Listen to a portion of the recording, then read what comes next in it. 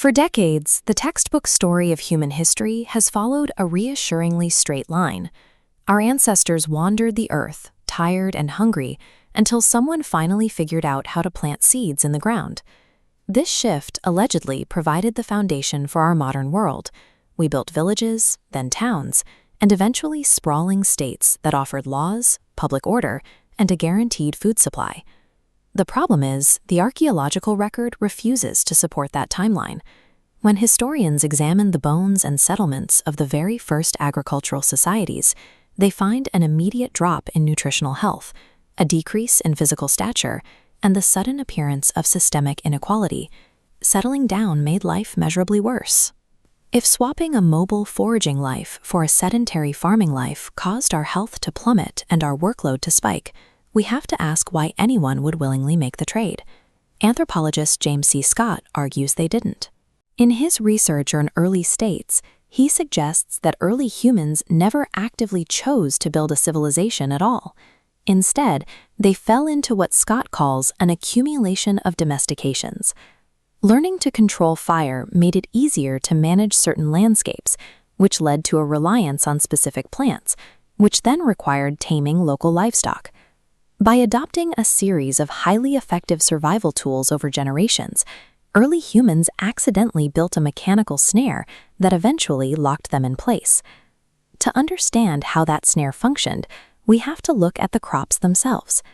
The earliest empires on record did not form around societies that foraged or cultivated tubers. They relied exclusively on cereal grains and millets.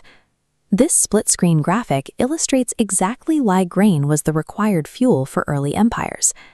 Unlike a root vegetable hidden underground, wheat and barley grow entirely above ground and ripen together. Because the crop is highly visible and predictable, tax collectors can easily assess the yield, harvest the surplus, weigh it, and seize it. Cereal grain provided a highly quantifiable, easily confiscated currency that a central authority could use to assert control over a population. Cultivating that grain required an immense amount of physical labor.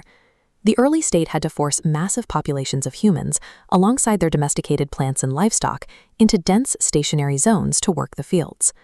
Cramming biological organisms into a stationary footprint created a lethal byproduct. Zoonotic diseases, illnesses jumping between animals and humans, swept through these crowded populations. The earliest walled cities functioned as biological hazard zones, constantly generating devastating epidemics that killed off the very workforce they relied on. Between the constant disease outbreaks and the grueling physical toll of plow agriculture, the early state machine faced a permanent labor deficit. They were losing workers faster than they could replace them. To keep the grain engine running, the state had to apply the exact same logic it used on livestock to human beings. This flowchart shows the labor deficit driving the state to capture prisoners of war, utilize slave labor, and enforce indentured servitude. Long-term, the state targeted reproduction itself, enforcing a patriarchal family structure to control female reproduction and breed new workers. Sustaining the artificial environment of the city meant stripping early humans of their autonomy and reducing them to captive reproductive assets.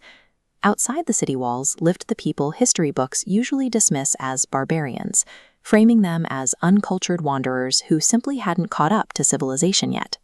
But these mobile populations observed the disease, the grueling labor, and the coercive taxes of the early states, and they actively avoided sedentism. They rejected the plow to protect their own health and independence. This dynamic created a constant friction.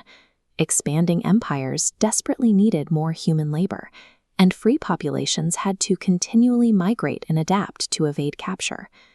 Mobile populations successfully evaded the agricultural trap for millennia, treating the barbarian lifestyle as a deliberate defense against state coercion.